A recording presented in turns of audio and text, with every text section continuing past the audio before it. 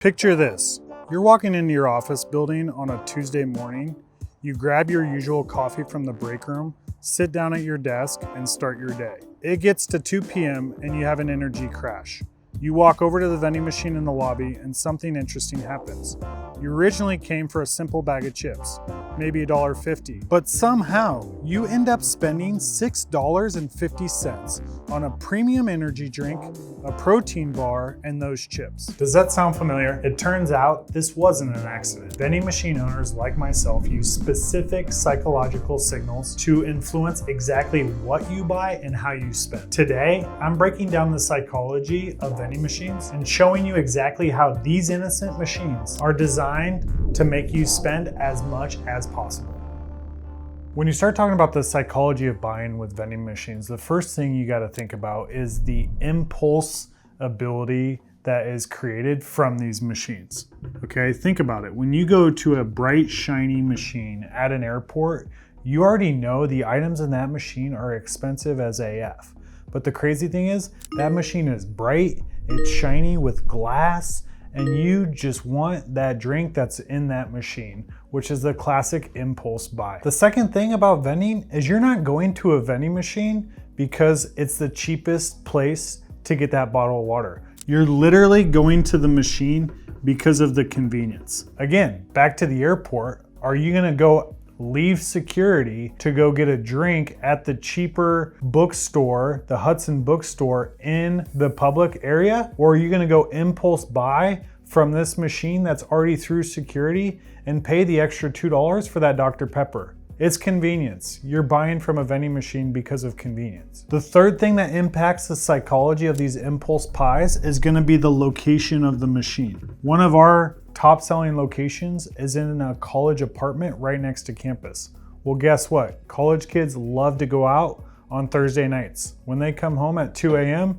and they walk by that machine in the lobby, they're going right there to get their munchies because they can't DoorDash anything that late. And because they walk right by the machine in the lobby before they go up to their room, that location of that machine crushes it from a sales perspective. Speaking of psychology of those machines and the location, the other component of it is I need this now versus I can wait.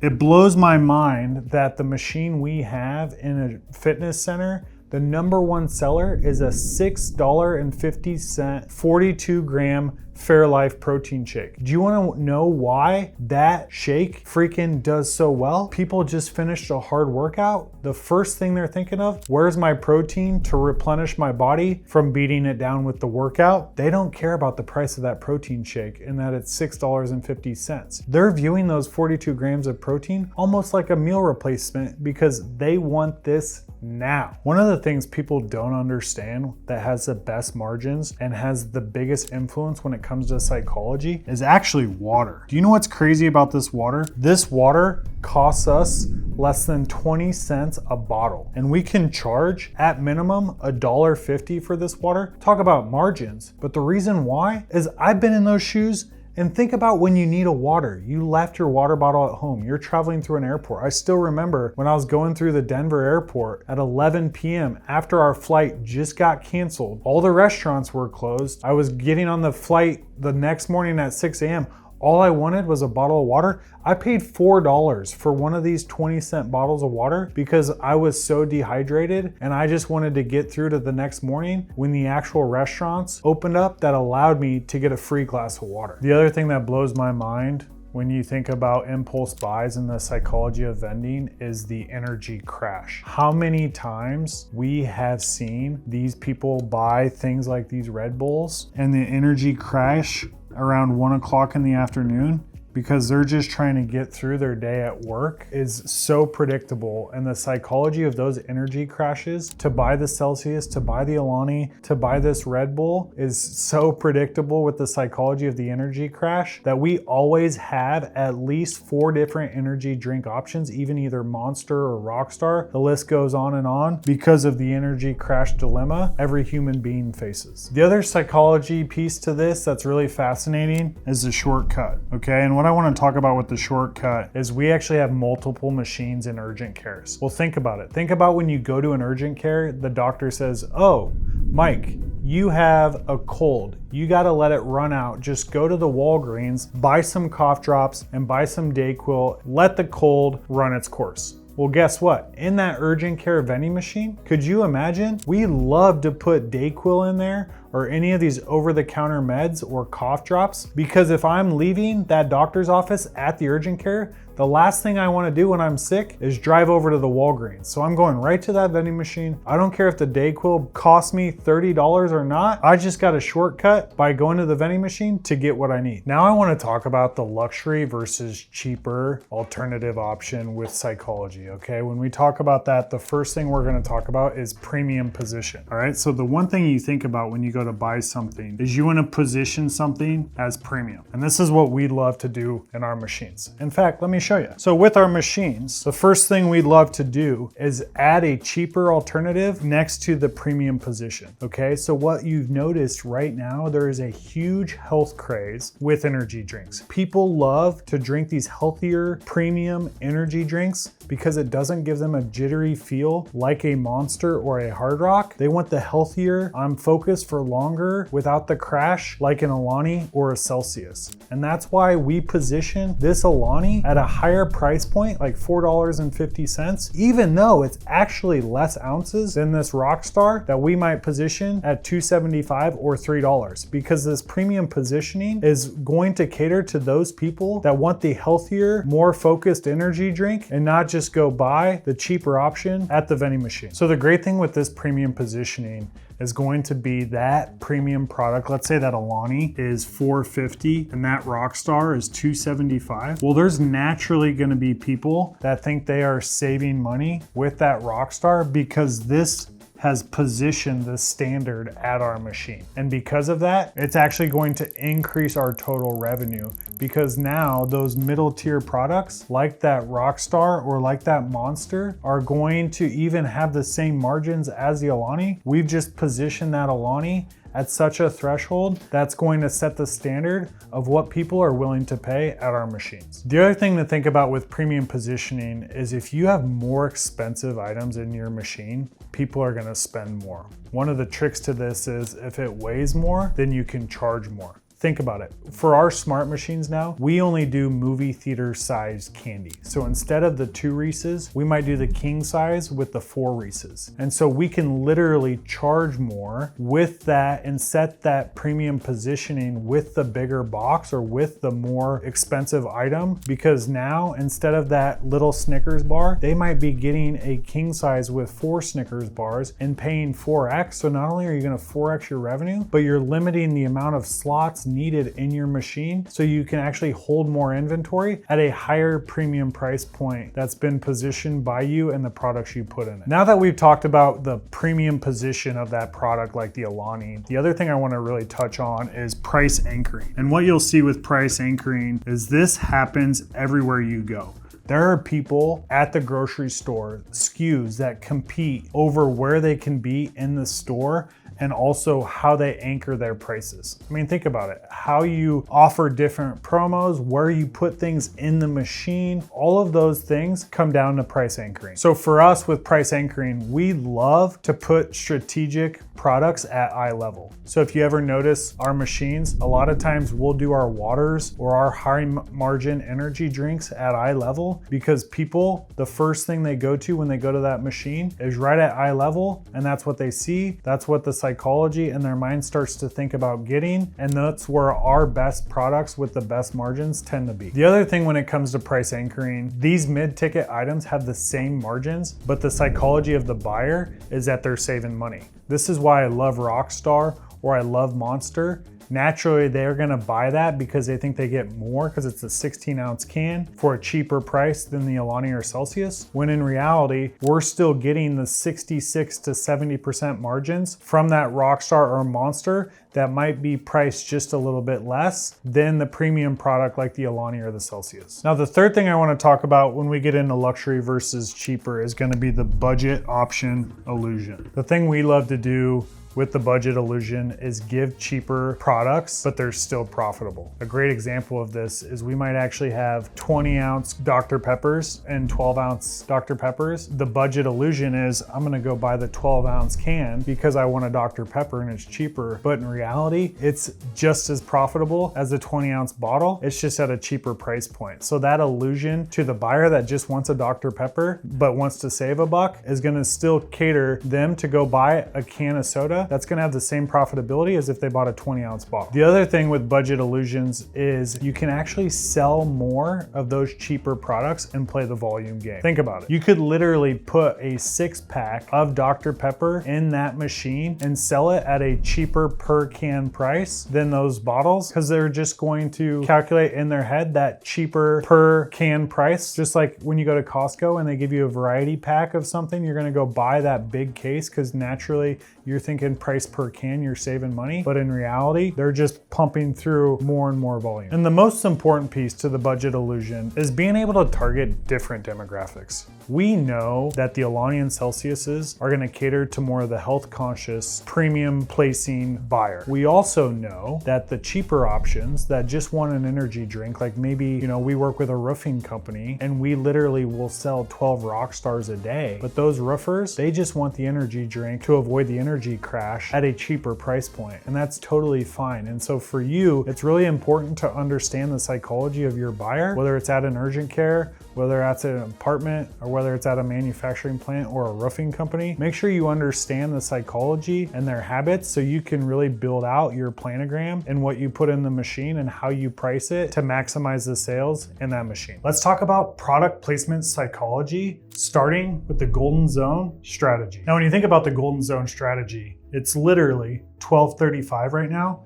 and guess what's at eye level? All of the items, if someone forgot their lunch today in this office building, they're probably gonna come in. The first thing they see, these yellow shiny boxes of Lunchables. And this strategy is on purpose. We call this a golden zone because we want them to focus on that $5 Lunchable instead of that cheaper bag of chips down below. The other thing you gotta think about when you talk about this strategy is gonna be where you place your products, and because height clearly matters. Think about it. If we weren't in an office building, these candies would be at the bottom at one of our apartment complexes. And the reason why is because kids love candy, and we want the candy to be at the height that is eye level for those kids.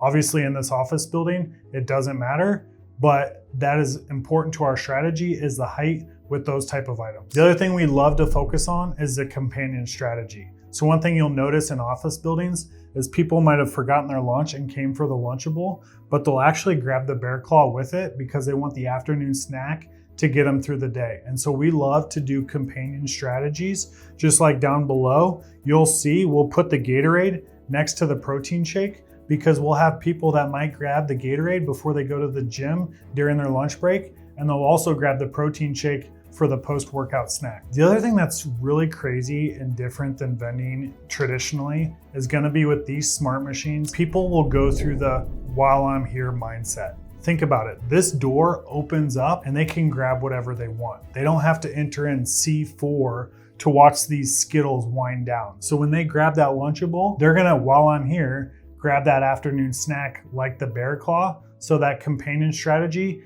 fits right into what we like to say, while I'm here, they're gonna grab something else, or they'll grab 2 or 3 things. And we've actually noticed our revenue with these smart coolers has 2 to 3x our old school machines we used to have, just because of the while I'm here strategy. Once that door's open, they're gonna grab multiple things. The other thing that's super important to us is gonna be the visual appeal. Like, think about these smart machines. One of the reasons we went with these smart machines is 1, the screen that's overhead with the visual appeal, but 2, all of the lighting you see throughout the machine.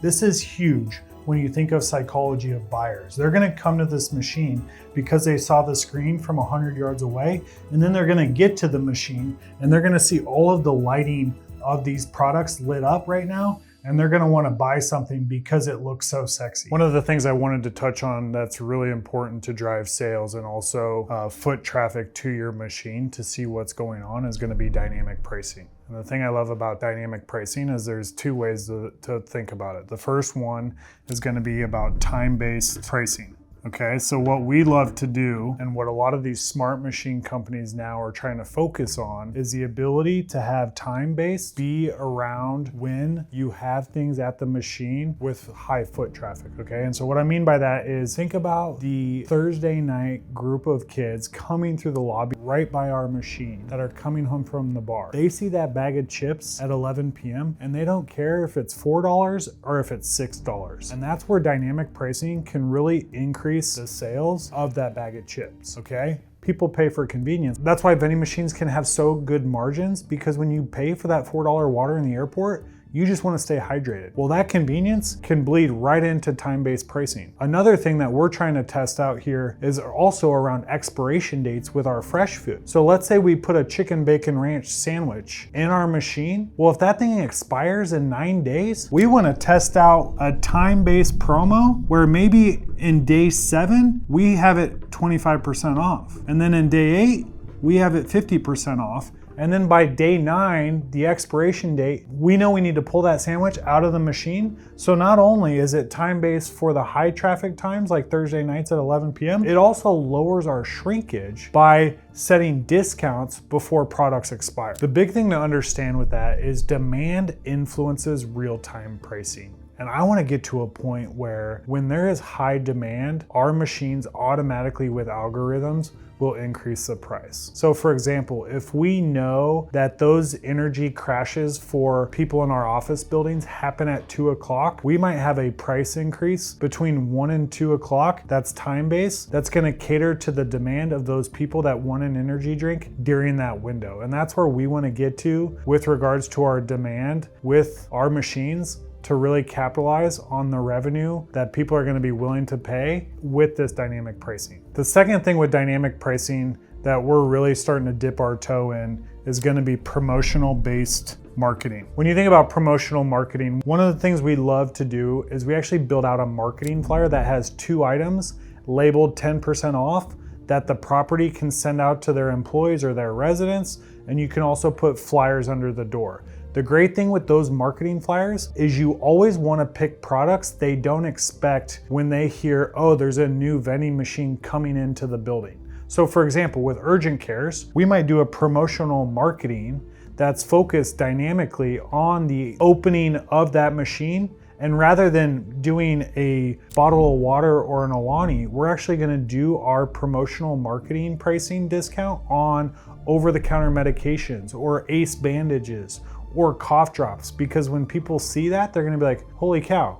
I thought this was a vending machine. Now I wanna go by and check out what's actually in this smart machine. And so that promotional marketing is huge. The other thing we love to do is think about when you go to the convenience store and you go to the cooler to get out your Gatorade or to get out your Coke. You see all these tags that say, buy 2, get 3 free, okay? We wanna get to a place in our machines where we can start doing these promos to align with the rebates in VendHub. The reason we love VendHub is we can get rebates that are flash buys, okay? So maybe for the month of June or the month of July, there's a rebate on Gatorade. Well, if we're getting double or triple the rebate on Gatorade, why wouldn't we do a buy 2, get 1 free dynamic pricing in our machines so we can double dip on both sides of maximizing sales of the Gatorade, but also maximize the rebates we get through VendHub. All right, so now I want to talk about what is revolutionizing the vending industry is a technology advantage. Look at this thing. You hear the vending word and you're like, this doesn't even look like a vending machine. And this is all about the technology. Let's discuss. The first thing that's crazy to me is how AI tracks your purchasing patterns. Think about it. We can literally go into the back end and track all of our items based on the sales data and the demographics of that location. So in this office building, we might not sell a bunch of smart water because everyone who has an office brings their own water bottle. But at one of our urgent cares where there's no water fountain and someone's coming to the urgent care sick, we might sell the heck out of smart water. And this is what's so great about the analytics we can now track with the technology of these machines. The other great thing is the real-time inventory optimization. This thing might look full right now, but you'll actually see there's only 1 Lunchable there. So if I were to know, oh, I need to stock this with 7 more Lunchables behind it, I can get ahead of that getting stocked before that last Lunchable gets sold and now the machine looks empty. How many times have you been to an airport where you go to buy something and the vending machine is completely empty? The reason why is it's an old school machine without remote inventory tracking ability.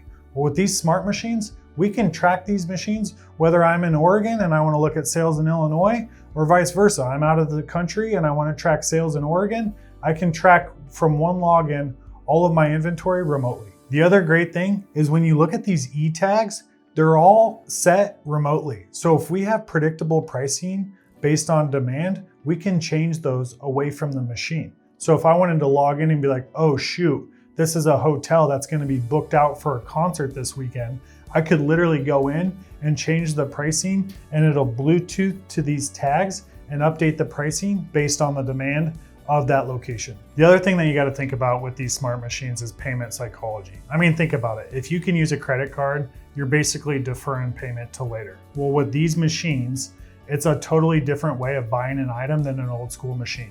You don't need to have cash. You don't need to have quarters in your pocket to buy something. You literally can get out a card, get out your Apple Pay, get out anything electronically with funds in it to open this door. And then once that door's open, you can grab whatever you want. So the payment psychology with these type of machines is so much less friction than old school machines that naturally people are gonna wanna spend more at these machines because they can. Yeah, and the big thing to understand with how these cashless options reduce friction is no longer do you have to enter in a code anymore for every single item. Like when I used to go to machines, and even the machines we first installed before these manufacturers caught up with technology, is if I wanted a Snickers and a Celsius, I would have to do 2 separate transactions and enter in 2 separate codes for the motors to spiral down the Snickers down into the chute, and then do the same thing again for the Celsius. Now, with just putting my card on this door or my Apple Pay,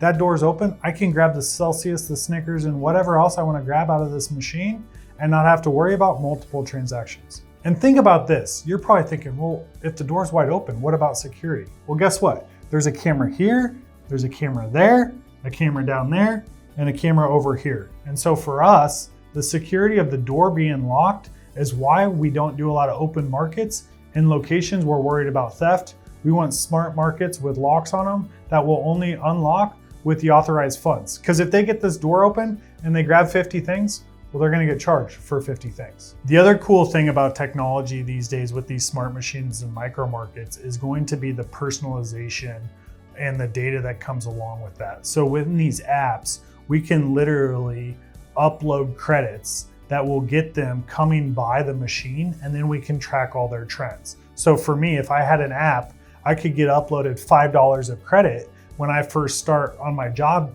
here. And then I now know to go to the machine because I want to use that $5 of credit. But further, they can see as the operator, the vendingpreneur, what I'm buying on a regular basis. And so now they're tracking all my data through that app with those transactions.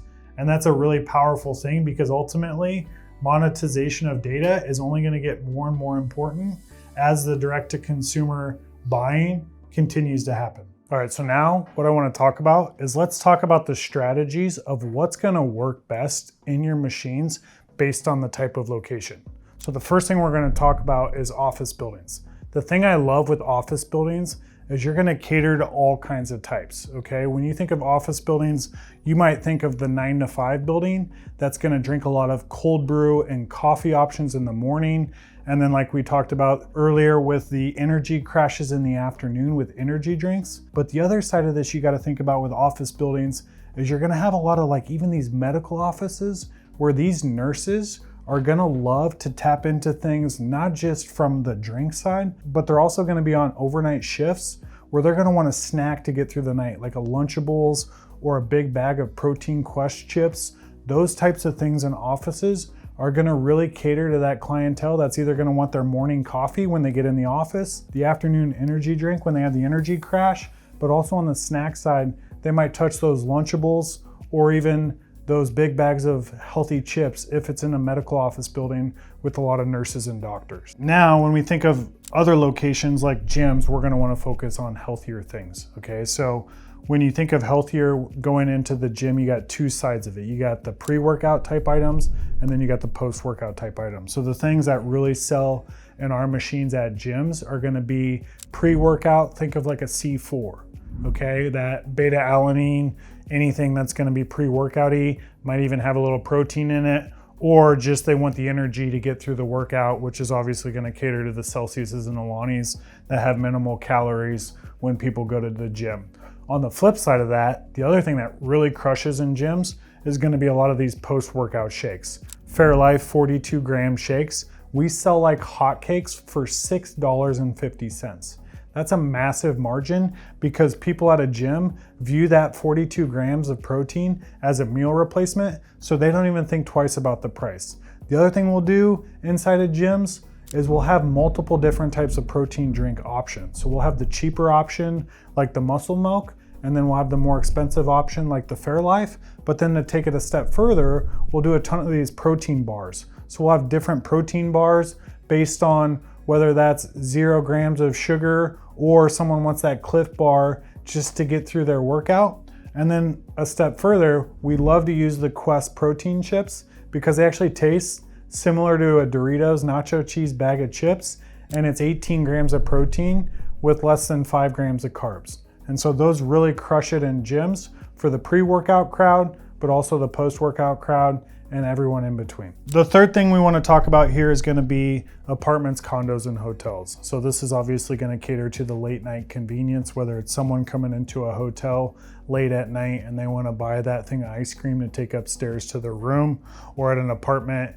you got the college kids coming home from the bar and they're going to crush freaking any types of big bags of candy. But one thing to keep your eye on with something like this is we do a lot of things that they need to cook meals. So with apartments, we'll even do things like olive oil. We do a lot of Tide Pods because people love to do laundry in their apartment. If they have a washer and dryer, they'll come down to our machine and get a bag of Tide Pods. So the big thing with this is going to be that convenience piece. Hotels, you can get away with things like over-the-counter medicines. You can also get away with things like phone chargers when they're traveling and they need a phone charger, and you'll get a premium margin on that phone charger. So that's the big things when you think of apartments or hotels, is going to be catering to that late night convenience, or that ability if they have an in-apartment kitchen or in-apartment washer and dryer, those items they need to help cook, like a 4-pack of eggs, or on the flip side, do their laundry like the Tide Pods. Now you know the secrets of why you spend more money at the vending machines